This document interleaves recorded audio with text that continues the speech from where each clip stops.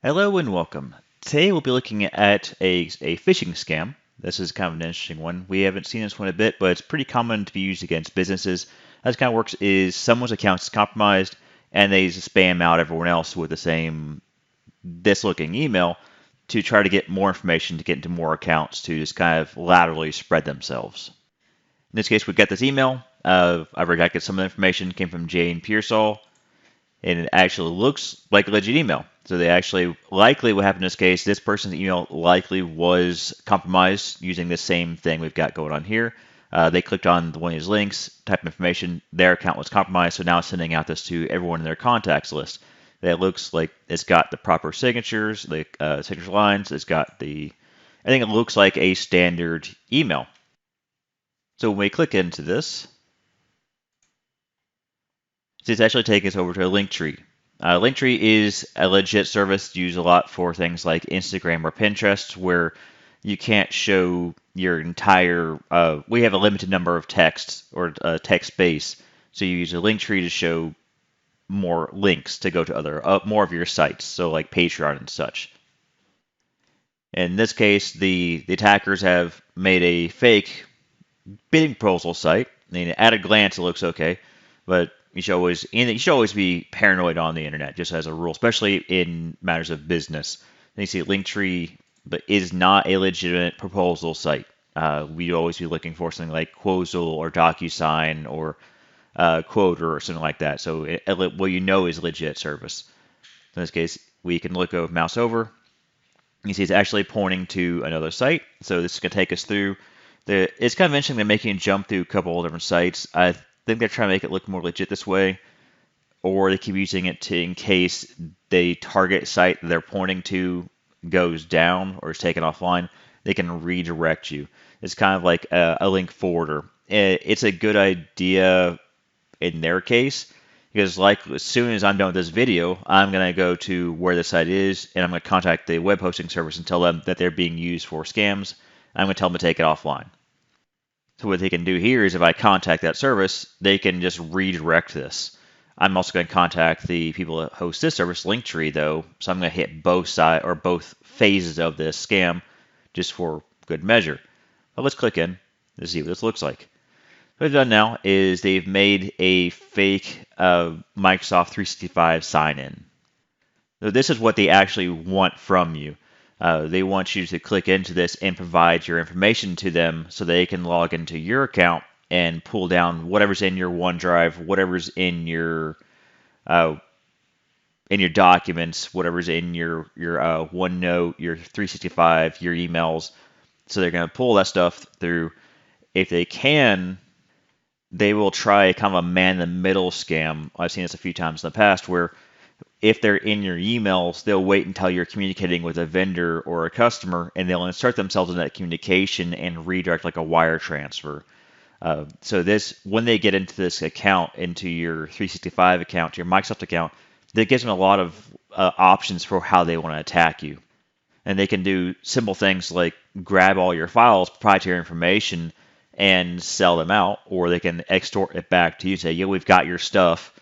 If you don't want to put on the internet anything that looks embarrassing or anything, we're going to post it out unless you give us money, or we'll ransom it, or we'll encrypt it, or we'll delete it. There are a number of things they can do, including jumping into your email and using that to spread themselves more. So it gives you a lot of options that you don't want them to have. So how you can kind of identify it in this case is it says it's from Microsoft. It's actually a fairly good looking little login window here. You click create one, doesn't do anything. Connects your account, doesn't do anything. This doesn't do anything. But the best way is you look up your address bar here. This is not Microsoft's account, obviously. So what we can look for is when you're looking at domain names, this stuff is just the page. So it's just like what page you're on in a domain. We'll take this off. We've got .com or .net or .org, in this case .com. So that's called our top level domain. So .com, .net, .org, whatever. There's a couple thousand of these now. This is our domain. So Backblaze.b2. So Backblaze is a legitimate service. That is they're a backup service. So if you have files on your computer, on your servers, whatever, you can back up your files to their cloud service. In this case, it looks like they've used Backblaze's B2 service that is an AWS-backed, basically storage repository, and they have this attacker group has stored their files on their backup. So that's kind of a good idea on the attacker's part is they've put their files on a legit, well-known service that is not going to be blocked by, well, basically anything. So in this case, so they've got Backblaze with their S3 target. So how you kind of look at this is whatever is on the right of the slash is a basically the web page, not like the actual like the full-blown web page, but the page on that website. And you get .com, .net, whatever, and what domain it's on. If this domain is not Microsoft or whatever service you're trying to go to, it's not legit. What they will sometimes do is put the other like their a legit domain like Microsoft further down into this. Then you can see .com, Backblaze, but you also have each dot represents a deeper level into this. So Backblaze, US West, S3, and further in. So this is like these are subdomains of this primary domain. So we need, if you see like Microsoft down here, go further up until you see this, then go one back. That kind of tells you like, am I actually on Microsoft's website or Backblaze's website or Amazon's website or whoever? So let's give it a try and see what happens with this one. Actually, for a quick glitch, see, it has HTTP, so that's kind of interesting. HTTPS, I mean. So it actually is using a certificate, likely Backblaze certificate in this case. Let's see what we can see. So they got view source blocks. I'm trying to right click here. So they actually have that blocked out. So I'm going to do F12. F12 just brings up developer menu. So it lets you see. Like a lot of times they'll block your right click. So that's actually what they did here. And you see they've made an on-press key combination event. So they tell it if it sees a right click, do this. So they're actually just blocking my ability to right click, which I just hit F12 to get around that. They're just trying to make so I can't make it easier for me to see what's going on. So let's see what they've got in here. So doesn't look like a whole lot of interesting. So I've dug around a little bit while I was paused, so you don't have to see me just poke around. So you can see here's the actual JavaScript that blocks me from doing forbidden keys. Saying these things, make sure I can't do this. So with Internet Explorer, Firefox, Chrome general will fall in the same area. So saying if you do Control plus this key, so Control U, Control A, Control N, Control C, whatever, it won't let you do it. I think right click is near somewhere as well. I'm not great with Java. And it's got this a script here, so they're setting a variable of X to some really long string. Let's see, what is this? So I've dumped that out into basically just hard text. It's something very large. So very likely this will be invoked somewhere else to do something. So they're going to decode this and use it in something. So let's see what this is. Okay, so off camera a little bit, I pulled this over to a base64 decoder. Base64 is just another way of encoding text into a more compact form. I dropped it over into, so decoded it, and this is what we get. So take all this crazy looking stuff, the actual code out of it. So they're basically just trying to obfuscate and hide what they're doing here. So again, I'm not very Java, but what I can see is they've captured clicks, they've captured a few things, key presses. What they're trying to do is capture when we do something, and then try to do something with it. So in this case, they're capturing key presses, doing some animations to make it look better.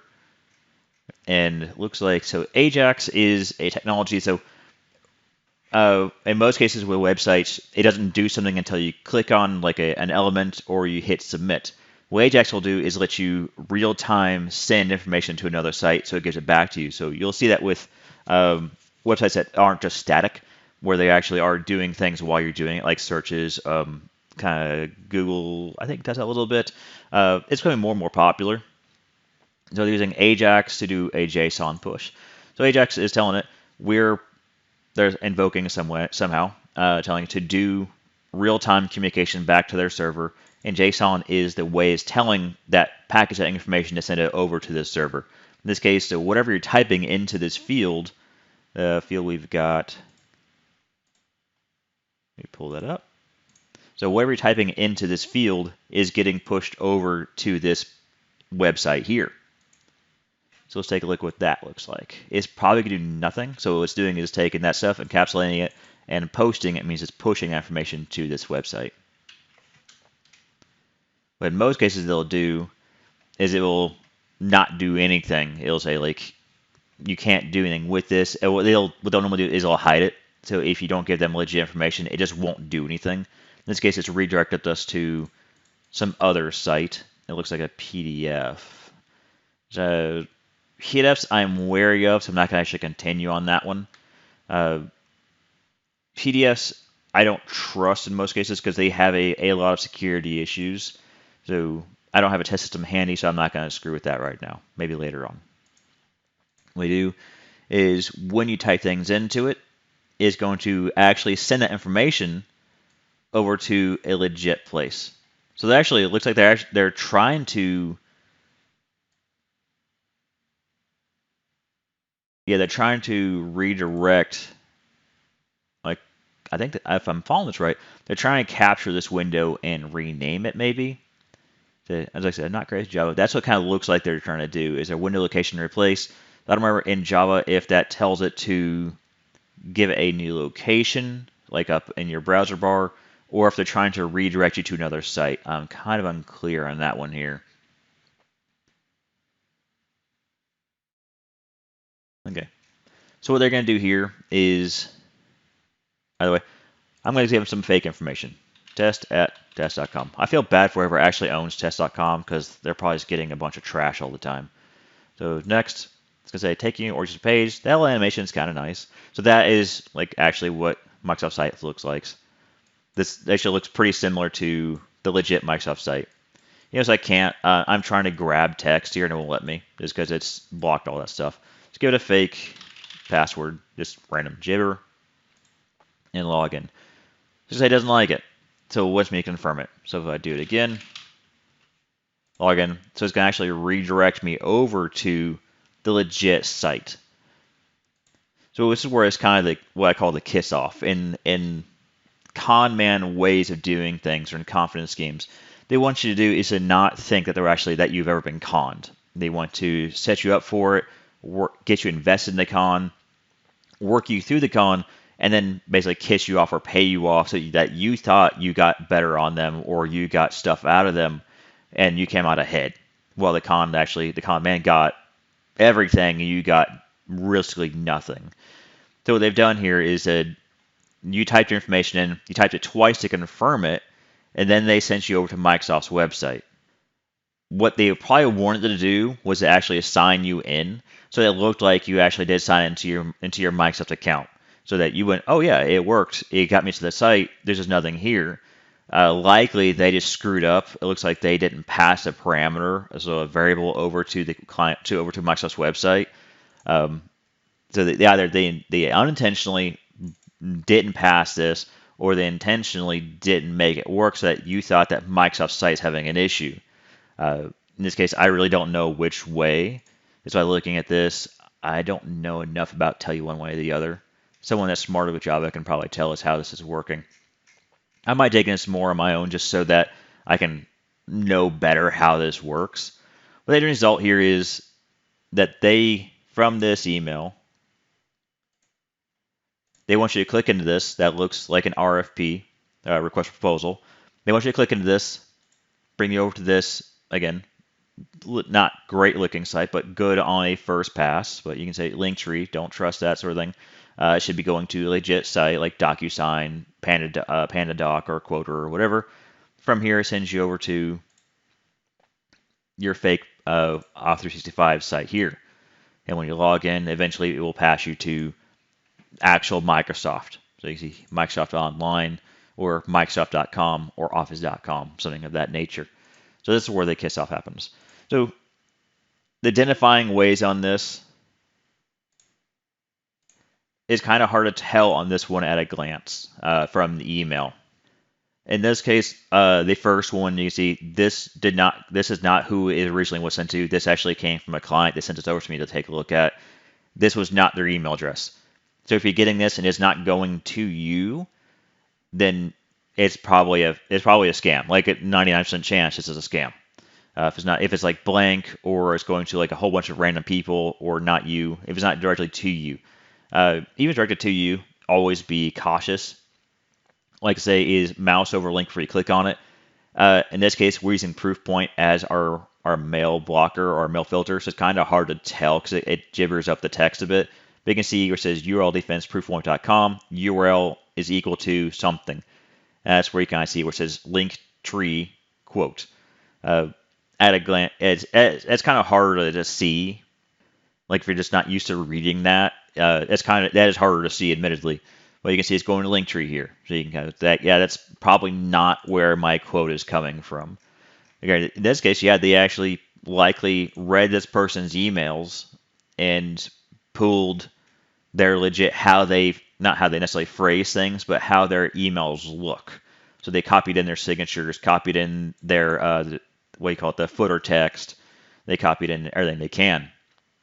But when you click over, you got this again, fake. You got this that one, definitely fake. Uh, at a glance, this one's kind of hard to tell.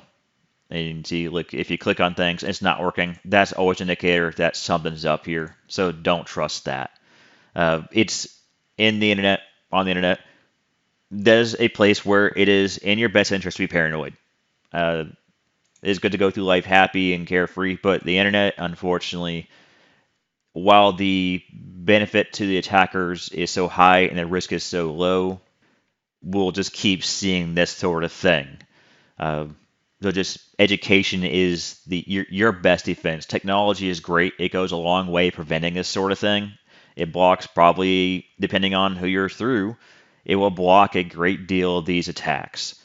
But they only need to succeed once, whereas the technology has to succeed every time. So one gets through, your last line of defense is you. Don't rely on technology to always prevent these because it will do its best as far as a computer can do. A computer is not intelligent. It's going to assume that it will go by some parameters to allow or not allow these. And if attackers are using a legitimate email address with legitimate websites, that makes it harder for the technology to really go, yeah, this does not look right. Because the verbiage on this email looks legit. This is the sort of verbiage you would see for an RFP. So your last line of defense really is you being critical and paranoid of these things. When you look at this, you gotta look, does this look right? Does this look right? Do these things function like you think they would? You want to compartmentalize your data so that if you don't want to reuse the same password multiple places. So if you're logging into Microsoft, you don't want that to also be your login for like your bank and for your Amazon or for any other site. It's called compartmentalization, so that in this case you do get caught by this, you're limited what they are limited what they can do to harm you. Now, granted, if they get onto your 365 account, that can do a great deal of damage depending on what you've got on it, so you don't want that to happen. But if they do, you will make sure that is mitigated as much so they don't jump into your bank. It's called credential stuffing. So what they'll do is they'll take whatever credentials you gave to their 365 account here, and they'll put it to everywhere else, to Chase, to First Bank, to Fifth Third Bank, to Cub, to BB&T, to whatever banks, to Amazon, to wherever. They're going to type those credentials in again to try to get like those low-hanging rewards of what else can I get into using credentials provided. So it's always good to have a password that's unique to each site. In my case, I use a thing called Keeper Security to lock that in so that I don't actually know my passwords. They're all in a security vault, and they're highly complex, and they get rotated so that if someone does get into my account, they can only get into that single service. They can't jump to anything else from there. So the TLDR on this, the too long didn't read after a 20-minute video. Be paranoid. Watch where you're going on the web. Even if it gets through your mail filter, even gets through everything gets to you, make sure you legit look at where your websites are taking you. And if in doubt, call us. We are happy to look at these sorts of things. I enjoy breaking down scams and seeing how they function. I think it's interesting.